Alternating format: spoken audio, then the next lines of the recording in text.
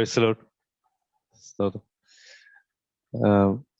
ഇന്നത്തെ വചനത്തിന്റെ ചിന്തയ്ക്കായിട്ട് റോമാലേഖനം അതിന്റെ 10-ാം അധ്യായം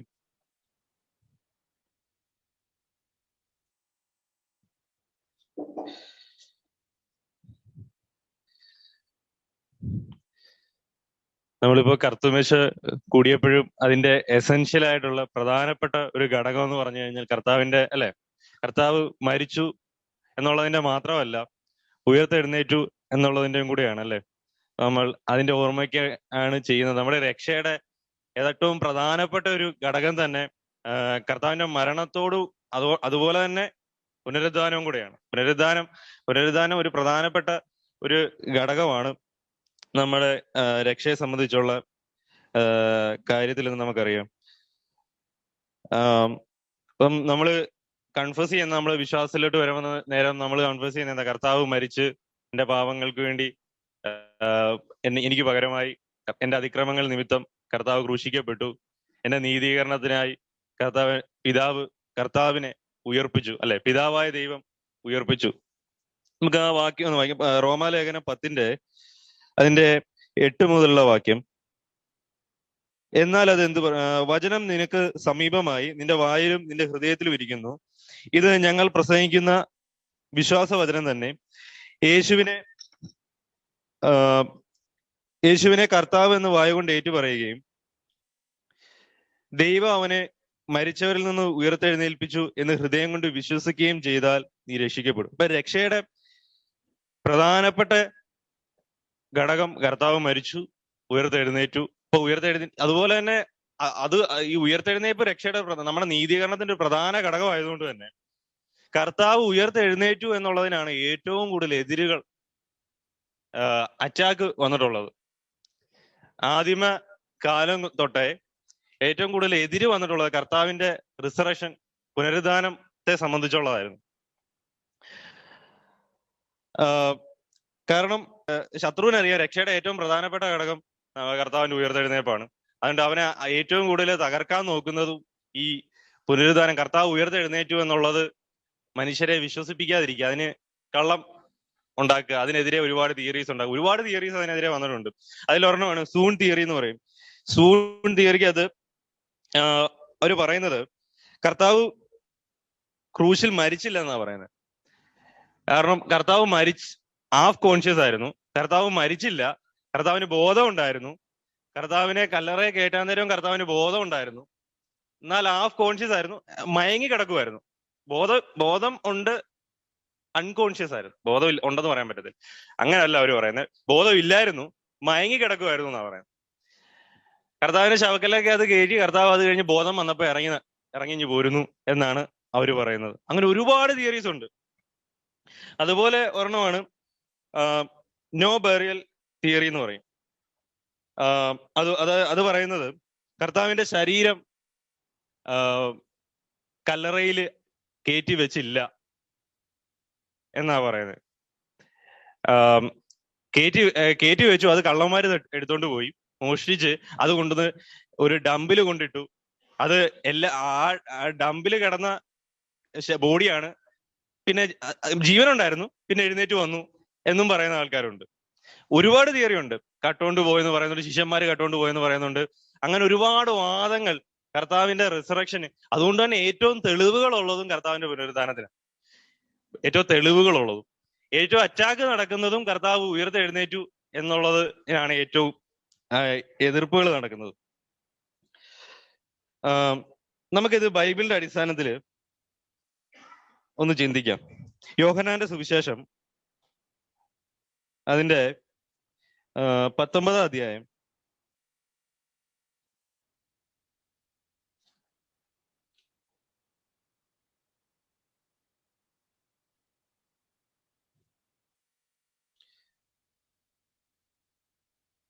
30 മുതലുള്ള വാക്യം. യേശു പുളിച്ച വീഞ്ഞു കുടിച്ച ശേഷം നിവൃത്തിയായി എന്ന് പറഞ്ഞ് തല ചായച്ചു ആത്മാവിനെ ഏൽപ്പിച്ചു കൊടുത്തു. അന്ന് ഒരുക്കനാളും ആ ശബ്ദം 30-ാമത്തെ വാക്യത്തില് 37 വരെ ഒന്ന് വായിക്കാം, 30 മുതൽ 37 വരെ. യേശു പുളിച്ച വീഞ്ഞു കുടിച്ച ശേഷം നിവൃത്തിയായി എന്ന് പറഞ്ഞു തല ചായച്ച് ആത്മാവിനെ ഏൽപ്പിച്ചു കൊടുത്തു. അന്ന് ഒരുക്കനാളും ആ ശബത്ത് നാൾ വലിയതും ആകൊണ്ട് ശരീരങ്ങൾ ശബത്തിൽ ക്രൂശിന്മേൽ ഇരിക്കരുത് എന്ന് വെച്ച് അവരുടെ കാലൊടിച്ച് എടുപ്പിക്കണം എന്ന് യഹൂദന്മാർ പീലാത്തോസിനോട് അപേക്ഷിച്ചു. ആകയാൽ പടയാളികൾ വന്ന് ഒന്നാമത്തവന്റെയും അവനോടുകൂടെ ക്രൂശിക്കപ്പെട്ട മറ്റേവന്റെയും കാലൊടിച്ചു. അവർ യേശുവിന്റെ അടുക്കൽ വന്ന് അവൻ മരിച്ചുപോയി എന്ന് കാണുകയാൽ അവന്റെ കാൽ ഒടിച്ചില്ല. എങ്കിലും പടയാളികളിൽ ഒരുത്തൻ കുന്തം കൊണ്ട് അവന്റെ വിലാപ്പുറത്ത് കുത്തി. ഉടനെ രക്തവും വെള്ളവും പുറപ്പെട്ടു. ഇത് കണ്ടവൻ സാക്ഷ്യം പറഞ്ഞിരിക്കുന്നു. അവന്റെ സാക്ഷ്യം സത്യമാകുന്നു. നിങ്ങളും വിശ്വസിക്കേണ്ടതിന് താൻ സത്യം പറയുന്നു എന്ന് അവൻ അറിയുന്നു. അവന്റെ ഒരു അസ്ഥിയും ഒടിഞ്ഞു പോകുകയില്ല എന്ന് തിരുവെഴുത്ത് നിവൃത്തിയാകേണ്ടതിന് ഇത് സംഭവിച്ചു. അവർ കുത്തിയവങ്കിലേക്ക് നോക്കും എന്ന് മറ്റൊരു തിരുവെഴുത്തും പറയുന്നു. ഇവിടെ ഒരു മനുഷ്യൻ, ഒന്നാമത്തെ കാര്യം, അത് എല്ലാവരെയും ക്രൂശിച്ചതിനേക്കാളും മൃഗീയമായാണ് കർത്താവിനെ ക്രൂശിച്ചത്. അപ്പോ അത്രയും വേദന ഒരു ശരീരത്തെ അനുഭവിക്കുമ്പോൾ ബോധം ആദ്യം നഷ്ടപ്പെട്ടു പോവുകയാണ് ചെയ്യുന്നത്. ബോധം നഷ്ടപ്പെട്ടു പോവുകയാണ് ചെയ്യുന്നത്. പക്ഷെ ഇവിടെ 30-ാമത്തെ വാക്യത്തിൽ നമ്മൾ നോക്കുമ്പോൾ യേശു പുളിച്ച വീഞ്ഞു കുടിച്ച ശേഷം നിവൃത്തിയായി എന്ന് പറഞ്ഞ് തല ചായച്ചു. കർത്താവിന് ഈ വേദനയുടെ ഇടയിലും സകല പ്രവചനങ്ങളും നിവൃത്തിയായി, ആ വീഞ്ഞു കുടിച്ച ശേഷം എല്ലാം നിവൃത്തിയായി എന്ന് പറയാൻ കർത്താവിന് കഴിഞ്ഞു. അതിന്റെ അർത്ഥം കർത്താവിന്റെ ഒരു സാധാരണ മരണമല്ലായിരുന്നു, എന്നും ഒരു സാധാരണ മനുഷ്യനല്ല എന്നും നമ്മൾ അവിടെ നമുക്ക് തെളിയിക്കാൻ കഴിയും. യേശു പുളിച്ച വീഞ്ഞു കുടിച്ച ശേഷം നിവൃത്തിയായി എന്ന് പറഞ്ഞ് തല ചായച്ച് ആത്മാവിനെ ഏൽപ്പിച്ചു കൊടുത്തു എന്നാണ് പറയുന്നത്. ആത്മാവിനെ നിവൃത്തിയായി എന്ന് പറഞ്ഞ് തല ചായച്ച് ആത്മാവിനെ ഏൽപ്പിച്ചു കൊടുത്തു. യോഹന്നാന്റെ സുവിശേഷം അതിന്റെ 10-ാം അധ്യായം. ഇതെല്ലാം വ്യക്തമായി, ഇതാണ് ബൈബിളിന്റെ ഓരോ വാക്യങ്ങളും. കർത്താവിന്റെ മരണം തന്നെ കാണിക്കുന്നത് അത് ഈ പഴയ നിയമത്തിലെ പ്രവചനങ്ങളോടുള്ള ആ ഒരു കണക്ഷനാണ്. വളരെ പെർഫെക്റ്റ് ആണ്, അക്യുറേറ്റ് ആണ്. കർത്താവ് വേദന എത്രയും അനുഭവിച്ച് കിടക്കുമ്പോഴും താൻ ഈ പ്രവചനത്തെ നിവൃത്തീകരിക്കുന്ന കാര്യത്തിൽ വളരെ കോൺഷ്യസ് ആയിരുന്നു, നല്ല ബോധ്യം ഉണ്ടായിരുന്നു. യോഹന്നാന്റെ സുവിശേഷം അതിന്റെ 10-ാം അധ്യായം 17-18 വാക്യങ്ങൾ എന്ന് പറയുന്നു. എന്റെ ജീവനെ വീണ്ടും പ്രാപിക്കേണ്ടതിന് ഞാൻ അതിനെ കൊടുക്കുന്നത് കൊണ്ട് പിതാവ് എന്നെ സ്നേഹിക്കുന്നു. ആരും അതിനെ എന്നോട് എടുത്തു കളയുന്നില്ല, ഞാൻ തന്നെ അതിനെ കൊടുക്കുന്നു. അതിനെ കൊടുപ്പാൻ എനിക്ക് അധികാരമുണ്ട്, വീണ്ടും പ്രാപിപ്പാനും അധികാരമുണ്ട്. അപ്പൊ കർത്താവിന്റെ ദൈവീകത്വമാണ് ഇവിടെ കാണാൻ കഴിയുന്നത്. ജീവൻ എടുത്തയാണോ? അല്ല, ജീവൻ കൊടുത്തതാ. പുളിച്ച വീഞ്ഞു കുടിച്ച ശേഷം നിവൃത്തിയായി എന്ന് പറഞ്ഞ് തല താഴ്ച് ആത്മാവിനെ ഏൽപ്പിച്ചു കൊടുത്തു. എന്റെ ജീവനെ വീണ്ടും പ്രാപിക്കേണ്ടത് ഞാൻ അതിനെ കൊടുക്കുന്നത് കൊണ്ട് പിതാവ് എന്നെ സ്നേഹിക്കുന്നു. പിതാവിന് ഈ തൃത്വത്തിന്റെ ഒരു ഒരു ഒരു ഒരു എന്താ പറയുന്നത്, ഡോക്ടറിനാണ്, അല്ലെങ്കിൽ അതിന്റെ ഒരു അതിന്റെ ഒരു ദൈവശാസ്ത്രമാണ് നമുക്ക് ഇതിനകത്ത് കാണാൻ കഴിയുന്നത്. പിതാവ് പുത്രന്റെ കയ്യിൽ നിന്ന് ജീവൻ ബലം പിടിച്ചു വാങ്ങിക്കുകയല്ല, ജീവനെ കൊടുക്കുകയാണ് പുത്രൻ പിതാവിന്. എന്റെ ജീവനെ വീണ്ടും പ്രാപിക്കേണ്ടത് ഞാൻ അതിനെ കൊടുക്കുന്നത് കൊണ്ട് പിതാവ് എന്നെ സ്നേഹിക്കുന്നു. ആരും അതിനെ എന്നോട് എടുത്തു കളയുന്നില്ല, ആർക്കും എടുത്തു കളയാൻ കഴിയില്ല, ഞാൻ തന്നെ അതിനെ കൊടുക്കുന്നു. അപ്പൊ കർത്താവിനെ ആരേലും കൊന്നതാണോ? ആരേലും ജീവൻ എടുത്തതാണോ? കൊന്നതാണോന്ന് ചോദിച്ചാൽ കർത്താവിനെ ക്രൂശിച്ചതാണ്. പക്ഷെ ജീവൻ കർത്താവ് നമുക്ക് വേണ്ടി കൊടുത്തതാണ്. അതിനെ കൊടുപ്പാൻ എനിക്ക് അധികാരമുണ്ട്, വീണ്ടും പ്രാപിപ്പാനും അധികാരമുണ്ട്. ഈ കൽപ്പന എന്റെ പിതാവിങ്കിൽ നിന്ന് എനിക്ക് ലഭിച്ചിരിക്കുന്നു. ഓക്കെ, അപ്പം യേശു പുളിച്ച വീഞ്ഞു കുടിച്ച ശേഷം നിവൃത്തിയായി എന്ന് പറഞ്ഞ് തല ചായച്ചു, ആത്മാവിനെ ഏൽപ്പിച്ചു. കർത്താവ് മരിക്കുന്ന ഏകദേശം ഒരു 9 മണിയോടുകൂടിയാണ് കർത്താവിനെ ക്രൂശിക്കുന്നത്. കർത്താവ് 6 മണിക്കൂറോളം ക്രൂശിൽ കിടന്നെന്നാണ് പറയുന്നത്. 6 മണിക്കൂറോളം കർത്താവ് ക്രൂശിൽ കിടന്നെന്നാണ് പറയുന്നത്. തന്റെ വലതും ഇടതും കള്ളന്മാര് കിടപ്പുണ്ടായിരുന്നു. അപ്പൊ 31-ാമത്തെ വാക്യത്തിലേക്ക് വരുമ്പോൾ, അന്ന് ഒരുക്കനാളും ആ ശബത്ത് നാൾ വലിയതും ആകൊണ്ട് ശരീരങ്ങൾ ശബത്തിൽ ക്രൂശിന്മേൽ ഇരിക്കരുത് എന്ന് വെച്ച് അവരുടെ കാൽ ഒടിച്ചു എടുപ്പിക്കണം എന്ന് യഹൂദന്മാർ പീലാത്തോസിനോട് അപേക്ഷിച്ചു. ആകയാൽ പടയാളികൾ വന്ന് ഒന്നാമത്തെന്റെയും അവന്റെ കൂടെ ക്രൂശിക്കപ്പെട്ടവന്റെയും കാലൊടിച്ചു. ഈ കൂടെ കിടന്നവരൊക്കെ മരിച്ചില്ല. കൂടെ കിടന്നവരൊന്നും മരിച്ചിട്ടില്ല. കർത്താവ് മരിച്ചു എന്നാണ് നമുക്കിവിടെ കാണാൻ കഴിയുന്നത്. ആകയാൽ പടയാളികൾ വന്ന് ഒന്നാമത്തവന്റെയും അവനോട് കൂടെ ക്രൂശിക്കപ്പെട്ടവന്റെയും കാലൊടിച്ചു. അവർ യേശുവിന്റെ അടുക്കൽ വന്ന് അവൻ മരിച്ചുപോയി എന്ന് കാണിക്കയാൽ അവന്റെ കാൽ ഒടിച്ചില്ല. അപ്പൊ ആദ്യം മരിക്കുന്നത്, കള്ളന്മാരെക്കാളും ആദ്യം മരിക്കുന്നത് യേശുവാണ്. നിങ്ങൾ ശ്രദ്ധിച്ചു, എന്തുകൊണ്ടാണ് കർത്താവിന്റെ ജീവൻ ആദ്യമേ പോയത്? അല്ലെ, എന്താണ് കർത്താവ് ഏൽപ്പിച്ചു കൊടുത്തു എന്നാ പറയുന്നത്? അതിനകത്തൊരു കാര്യമുണ്ട്. 31 വാക്യം പറയുന്നത്, അന്ന് ഒരുക്കനാളും ആ ശബത്ത് നാൾ വലിയതുമാകൊണ്ട് ശരീരങ്ങൾ ശബത്തിൽ ക്രൂശിന്മേൽ ഇരിക്കരുത്. അപ്പൊ കർത്താവ് ജീവനെ കൊടുക്കുന്നതൊക്കെ കറക്റ്റ് ടൈമിങ്ങിലാണ്. കർത്താവിനറിയാം വലിയ ശബത്ത് ദിവസം, അടുത്ത ദിവസം നോർമലി നടക്കുന്ന പാസ്ഓവർ അല്ല, വലിയ ശബത്ത് നാളാണ് നടക്കുന്നത്. അപ്പൊ ശരീരം ക്രൂശിൽ കിടന്നുകൂടാ, തന്റെ ശരീരം എത്ര സമയം ക്രൂശിൽ കിടക്കണമെന്നും അത് എത്ര മണിക്ക് താൻ ജീവനെ കൊടുക്കണമെന്നും എല്ലാം പെർഫെക്റ്റ് ടൈമിങ്ങിലാണ് കർത്താവ് ചെയ്യുന്നത്. കർത്താവ് തന്നെയാണ്.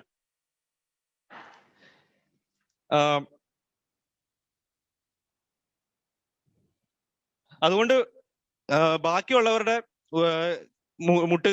മുട്ടിന് താഴെ അടിച്ച് അവരുടെ എല്ല് ഊരിയെടുക്കുന്നതാണ്, എല്ല് ഊരിയെടുക്കുകയാണ് ചെയ്യുന്നത്. എന്തുകൊണ്ടാണ് ഈ ഇങ്ങനെ ചെയ്യുന്നതെന്ന് പറഞ്ഞു കഴിഞ്ഞാൽ, ഈ കാൽ ഒടിച്ചെടുക്കുന്ന എന്തിനാണെന്നറിയോ? പെട്ടെന്ന് മരിക്കേണ്ടതിന് വേണ്ടിയാ. കാരണം ഈ കാല് ആണിമേൽ നിന്ന് സപ്പോർട്ട് ചെയ്തിട്ടാണ് ഈ ശ്വാസം പിടിക്കുന്നത്. അപ്പൊ ലെങ്സ് ഒക്കെ കൊലാപ്സ് ആയിട്ടാണ് കർത്താവ് മരിക്കുന്നത് തന്നെ. അപ്പം ശ്വാസം കിട്ടുന്നില്ല, ശ്വാസം കിട്ടാതിരിക്കുകയാണ്.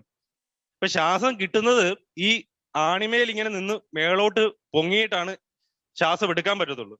ക്രൂശിൽ കിടക്കുമ്പോൾ ഉണ്ടാകുന്ന പ്രശ്നം. അപ്പൊ ഇവർ ചെയ്യുന്ന പരിപാടി എന്ന് പറഞ്ഞു കഴിഞ്ഞാൽ, ഇവര് പെട്ടെന്ന് മരിക്കേണ്ടതിന് വേണ്ടി എല്ല് ഊരിയെടുക്കാൻ ബോഡി ഫുൾ എന്ത് ചെയ്യും? ഇങ്ങനെ തൂങ്ങിക്കിടക്കുമ്പം ശ്വാസം കിട്ടാതെ പെട്ടെന്ന് മരിക്കും. പക്ഷെ കർത്താവിനെ അങ്ങനെ ചെയ്യേണ്ടി വന്നില്ല. കർത്താവ് അതിനു മുമ്പേ മരിച്ചു. 32 വാക്യം, ആകയാൽ പടയാളികൾ വന്ന് ഒന്നാമത്തവന്റെയും അവനോടുകൂടി ക്രൂശിക്കപ്പെട്ട മറ്റവന്റെയും കാലൊടിച്ചു. അവർ യേശുവിന്റെ അടുക്കൽ വന്ന് അവൻ മരിച്ചുപോയി എന്ന് കാണുകയാൽ അവന്റെ കാൽ ഒടിച്ചില്ല. ഇപ്പൊ യേശു മരിച്ചു എന്നുള്ളതിന്റെ ഏറ്റവും, ഇപ്പൊ മരിച്ചില്ല എന്ന് പറയുന്നുണ്ട്. ഒരുപാട് വാദങ്ങൾ നടക്കുന്നുണ്ട് കർത്താവ് മരിച്ചില്ല എന്ന്. ഇപ്പൊ ഇവിടെ ഏറ്റവും കർത്താവ് മരിച്ചു എന്ന് ആദ്യമേ ആരുടെ സാക്ഷ്യമാണ്? മരിച്ചു എന്ന് ആരാണ് ആദ്യം സാക്ഷ്യം പറയുന്നത്? ശത്രുക്കളാണ് സാക്ഷ്യം പറയുന്നത്. കാരണം അവർ ഒരുപാട് ആൾക്കാരെ ഇങ്ങനെ ക്രൂശീകരിച്ചിട്ടുള്ളയാ. അവർക്കറിയാം ജീവൻ നിലനിൽക്കുന്നുണ്ടോ മരിച്ചിട്ടുണ്ടോ എന്ന്. ആദ്യം പറയുന്നത് ആരാ പറയുന്നത്? ഈ പടയാളികളാണ് പറയുന്നത് കർത്താവ് മരിച്ചു എന്നുള്ളത്. അപ്പം കർത്താവ് മരിച്ചിട്ടില്ല എന്ന് പറയുന്നത് നടക്കുവോ? അത് വർക്ക് ചെയ്യത്തില്ല. ആ വാദങ്ങൾ ഒന്നും വർക്ക് ചെയ്യത്തില്ല. കാരണം കർത്താവിനെ ക്രൂശിച്ചവര് തന്നെയാണ് പറഞ്ഞത് കർത്താവ് മരിച്ചു എന്നുള്ളത്. അതുപോലെ തന്നെ 34 വാക്യത്തിൽ പറയുന്നത്, എങ്കിലും പടയാളികൾ ഒരുത്തൻ കുന്തം കൊണ്ട് അവന്റെ വിലാപ്പുറത്ത് കുത്തി ഉടനെ രക്തവും വെള്ളവും പുറപ്പെട്ടു. ഇത് കണ്ടവൻ സാക്ഷ്യം പറഞ്ഞിരിക്കുന്നു, അവന്റെ സാക്ഷ്യം സത്യമാകുന്നു, നിങ്ങളും വിശ്വസിക്കേണ്ടതിന്. അപ്പൊ ഇതാരാ പറയുന്ന? ആരാ ഈ കണ്ടവൻ? ആരാ? യോഹന്നാനാണ് പറയുന്നത്, ഞാനിത് കണ്ടതാണ്, നിങ്ങൾ വിശ്വസിക്കണം, അവൻ മരിച്ചു. ഇത് കണ്ടവൻ സാക്ഷ്യം പറഞ്ഞിരിക്കുന്നു, അവന്റെ സാക്ഷ്യം സത്യമാകുന്നു, നിങ്ങളും വിശ്വസിക്കേണ്ടതിന് താൻ സത്യം പറയുന്നു എന്ന് അവൻ അറിയുന്നു. അവന്റെ ഒരു അസ്ഥിയും ഒടിഞ്ഞു പോകുകയില്ല. അപ്പൊ കർത്താവിന്റെ ക്രൂശുമരണത്തെ പറ്റി ഒരു പ്രവചനം കിടപ്പുണ്ട്, അവന്റെ ഒരു അസ്ഥിയും ഒടിയത്തില്ലെന്ന്. അതുപോലെ തന്നെ ഈ പെസഹയ്ക്ക് അറക്കുന്ന ഈ ബലി അർപ്പിക്കുന്ന ആടിന്റെ അസ്ഥി ഒടിക്കരുതെന്നും കൂടെ ഉണ്ട്, നിയമത്തിലുണ്ട്. യഥാർത്ഥ പെസഹയാണ്. യഥാർത്ഥ ആടാരാണ്? സകല മനുഷ്യരുടെയും പാപം ചുമക്കുന്ന ദൈവത്തിന്റെ കുഞ്ഞാട് കർത്താവ്. കർത്താവിന്റെ അസ്ഥി ഒടിയരുത് എന്ന് പ്രവചനത്തിലുണ്ട്. അത് ഒടിഞ്ഞിട്ടുമില്ല. അതെല്ലാം വളരെ കറക്റ്റായിട്ടാണ് നടക്കുന്നത്. 19:36 പറയുന്നു, 35 പറയുന്നു, ഇത് കണ്ടവൻ സാക്ഷ്യം പറഞ്ഞിരിക്കുന്നു, അവന്റെ സാക്ഷ്യം സത്യമാകുന്നു, നിങ്ങളും വിശ്വസിക്കേണ്ടതിന് താൻ സത്യം പറയുന്നത് എന്ന് അവൻ അറിയുന്നു, അവന്റെ ഒരു അസ്ഥിയും ഒടിഞ്ഞു പോകുകയില്ല എന്ന് തിരുവെഴുത്ത് പറയുന്നു. അപ്പൊ തന്റെ മരണം വരെയും തന്റെ കൺട്രോളിലാണ്. പ്രാണനെ വിട്ടുകൊടുക്കുന്നതും തന്റെ കൺട്രോളിലാണ്. എങ്ങനെ അവൻ എന്നെ ക്രൂശിക്കണമെന്ന് തീരുമാനിക്കുന്നതും കർത്താവ് തന്നെയാണ്.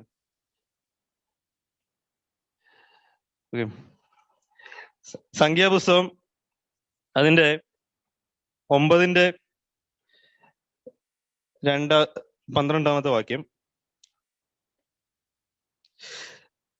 രാവിലത്തേക്ക് അതിൽ ഒന്നും ശേഷിപ്പിച്ചു വെക്കരുത്, അതിന്റെ അസ്ഥി ഒന്നും ഒടിക്കുകയും അരുത്. പെസഹയുടെ ചട്ടപ്രകാരം ഒക്കെയും അവർ അത് ആചരിക്കണം. ഇത് പെസഹ പെരുന്നാളിന് അറക്കുന്ന ആ ബലിയാടിന്റെ അസ്ഥി ഒടിക്കരുത് എന്ന് നിയമത്തിൽ പറഞ്ഞിട്ടുള്ള, പഴയ നിയമത്തിൽ. അതുപോലെ തന്നെ പുറപ്പാട് പുസ്തകത്തിലും പറയുന്നുണ്ട്. പുറപ്പാട് പുസ്തകം 12-46 വാക്യം. ഇത് വളരെ പ്രധാനപ്പെട്ട. എന്തുകൊണ്ട് നമ്മൾ ഇത് പറയുന്നു കർത്താവ് മരിച്ചത് എന്നത് ഉറപ്പിക്കുന്നത്? കാരണം ഏറ്റവും കൂടുതൽ വാദങ്ങൾ നടക്കുന്ന കർത്താവ് മരിച്ചിട്ടില്ല. രണ്ട് കാര്യങ്ങളാണ് പറയുന്നത്. ക്രിസ്തു മരിച്ചു എന്നുള്ളതിന് എന്താ നിങ്ങളുടെ ഉറപ്പ്?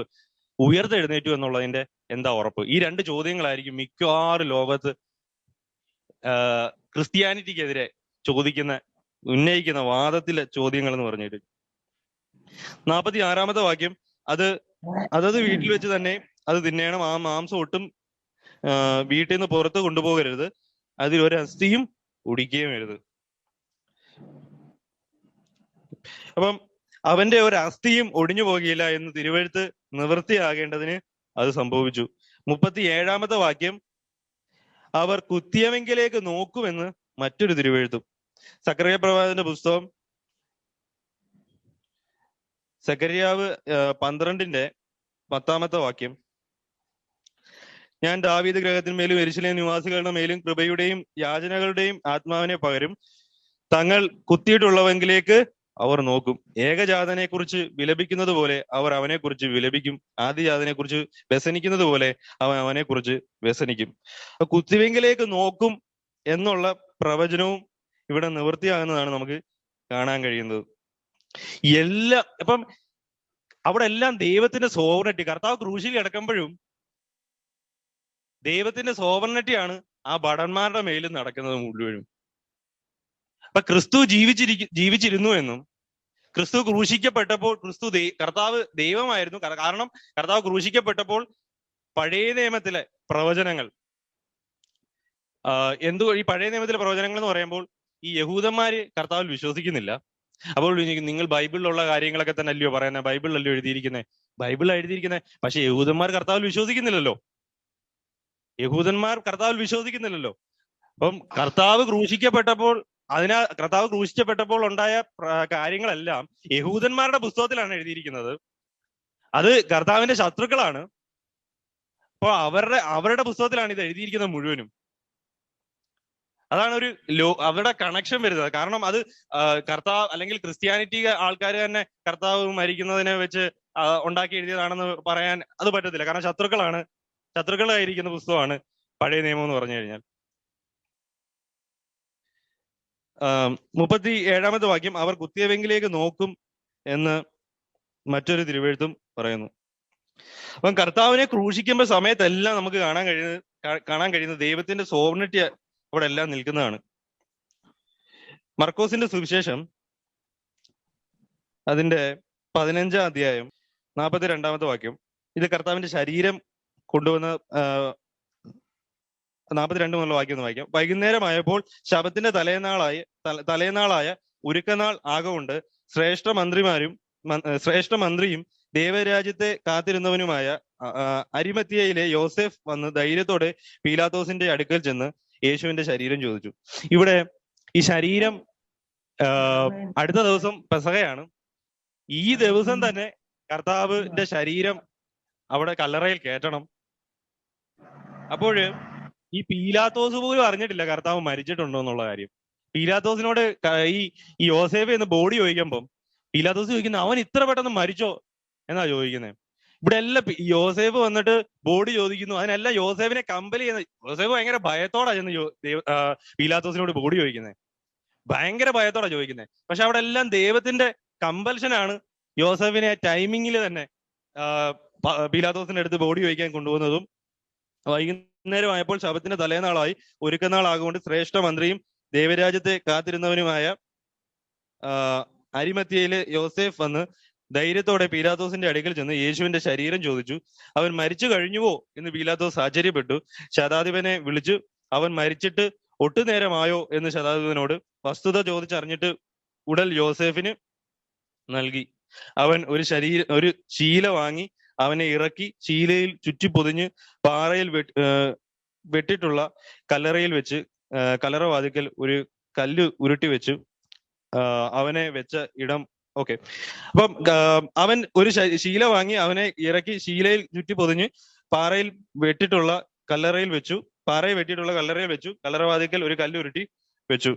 അതുപോലെ തന്നെ മത്തായിയുടെ സുവിശേഷം അതിന്റെ ഇവിടെ എല്ലാം കർത്താവിന്റെ ശരീരം ആ ഒരു ഞാനിത് എടുക്കാനുള്ള പ്രധാനപ്പെട്ട കാര്യം ഒന്ന് രണ്ട് കാര്യങ്ങൾ.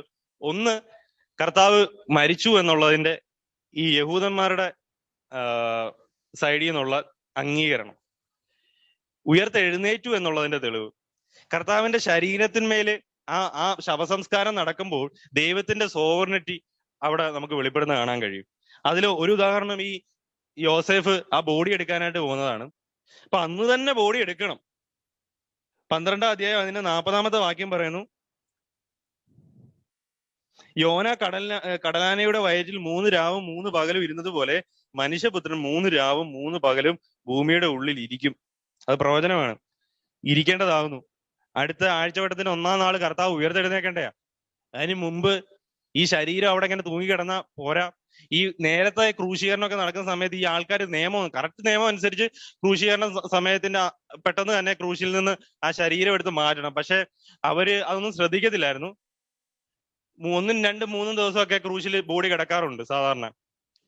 പക്ഷെ കർത്താവ് മരിച്ചപ്പോൾ ആ പിറ്റേ നാള് ഒരുക്കനാളായതുകൊണ്ട്, വളരെ പ്രധാനപ്പെട്ട ദിവസം ആയതുകൊണ്ട് യഹൂദന്മാർ നിർബന്ധിച്ച് അന്ന് തന്നെ ബോഡി ഇറക്കണം എന്ന് നിർബന്ധിച്ച് പീലാത്തോസിനോട് അനുവാദം വാങ്ങിച്ച് ബോഡി ഇറക്കി യോസേഫ് റെഡിയായി നിന്നു.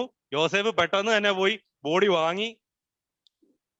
അത് 12:40 നമ്മൾ യോന കടലാനയുടെ വയറ്റിൽ 3 രാവും 3 പകലും ഇരുന്നത് പോലെ മനുഷ്യപുത്രൻ 3 പകലും 3 രാവും ഭൂമിയുടെ ഉള്ളിൽ ഇരിക്കേണ്ടതാകുന്നു. ഓക്കെ, ഇനി തിരിച്ച് 19-ാം അധ്യായത്തിലേക്ക് തിരിച്ചു വരാം.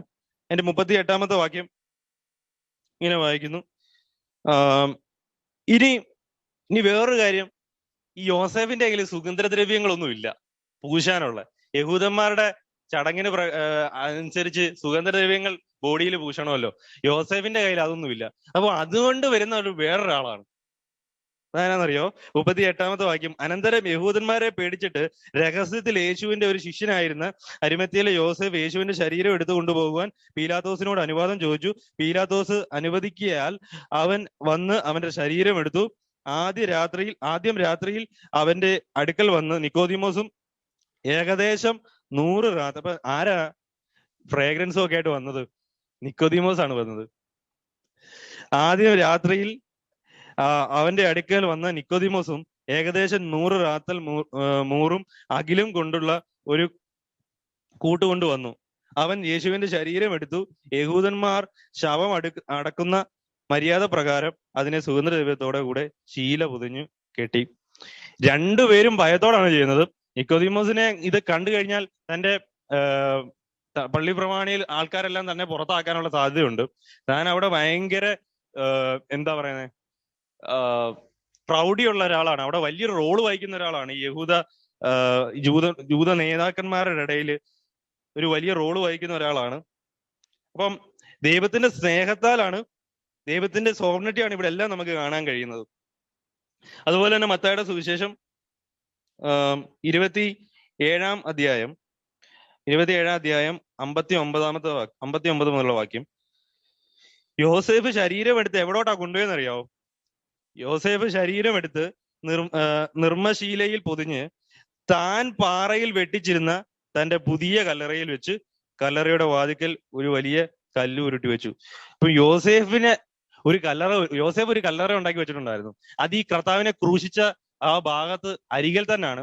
പിറ്റേ ദിവസം കർത്താവ് ഈ സ്പെഷ്യൽ ഡേ ആയതുകൊണ്ട്, പാസ് ഓവർ ആയതുകൊണ്ട് യഹൂദന്മാര് തന്നെ പറഞ്ഞു, വേറെ ദൂരെ എങ്ങും കൊണ്ടുപോണ്ട, അടുത്തുള്ള ഏതേലും ഒരു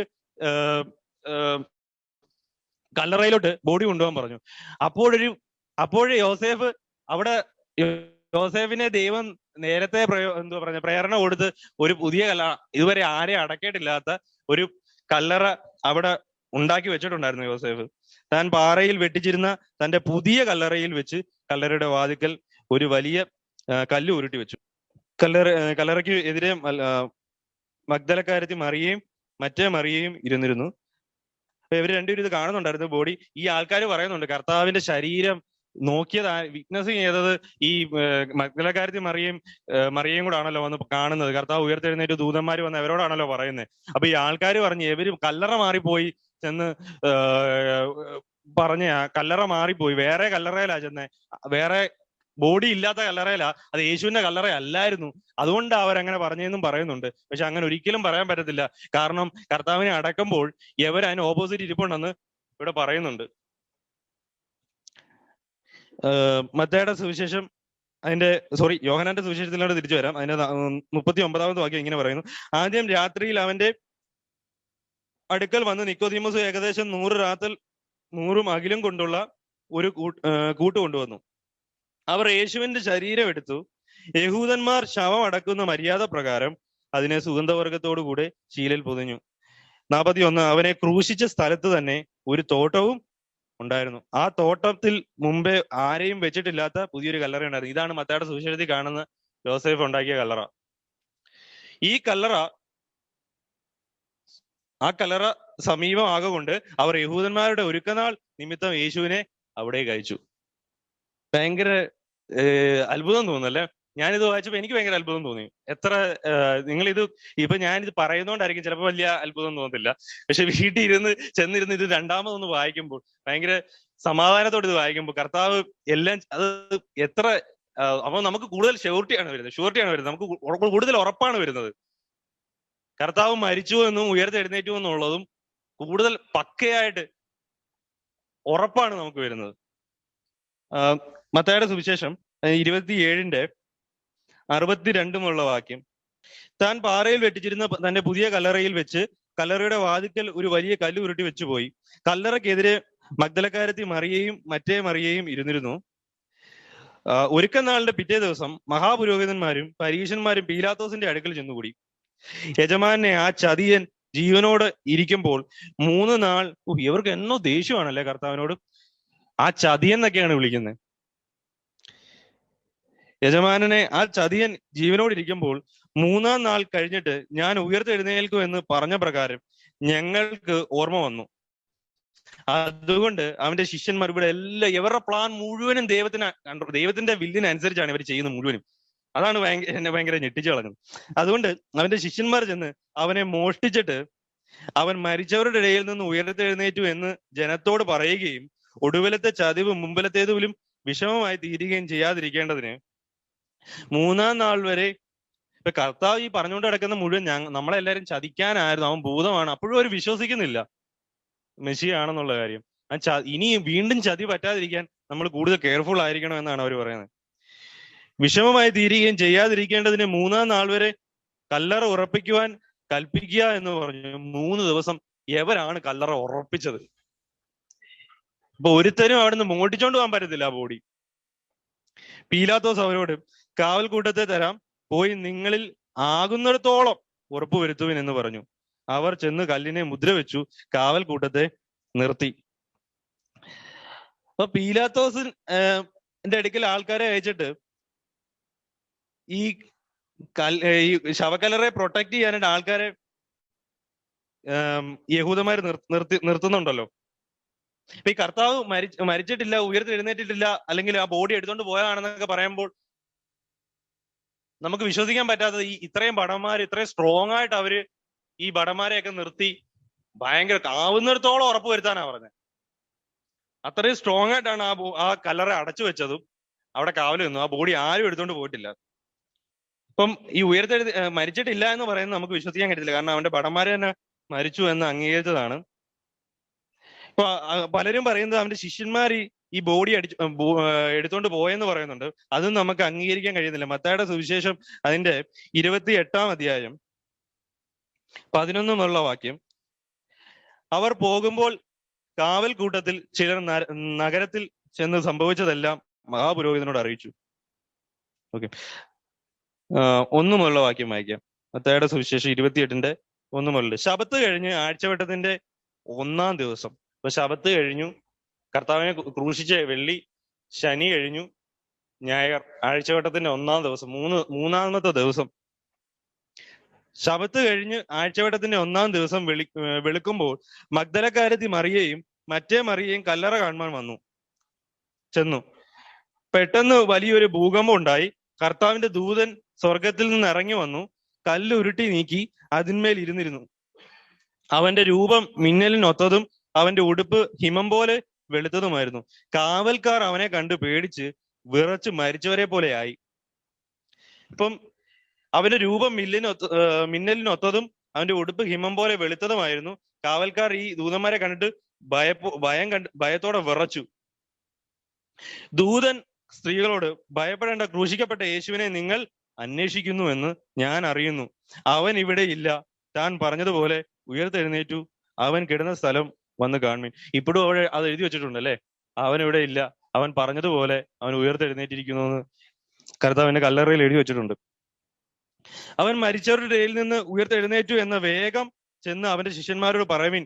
അവൻ നിങ്ങൾക്ക് മുമ്പേ ഗലീലയ്ക്ക് പോകുന്നു, അവിടെ നിങ്ങൾ അവനെ കാണും. ഞാൻ നിങ്ങളോട് പറഞ്ഞിരിക്കുന്നു എന്ന് പറഞ്ഞു. അങ്ങനെ അവർ വേഗത്തിൽ ഭയത്തോടെയും മഹാസന്തോഷത്തോടെയും കൂടി കല്ലറ വിട്ട് അവന്റെ ശിഷ്യന്മാരോട് അറിയിപ്പാൻ ഓടിപ്പോയി. എന്നാൽ യേശു അവരെ എതിരേറ്റു. 10 മുതലുള്ള വാക്യം, 11 മുതലുള്ള വാക്യം.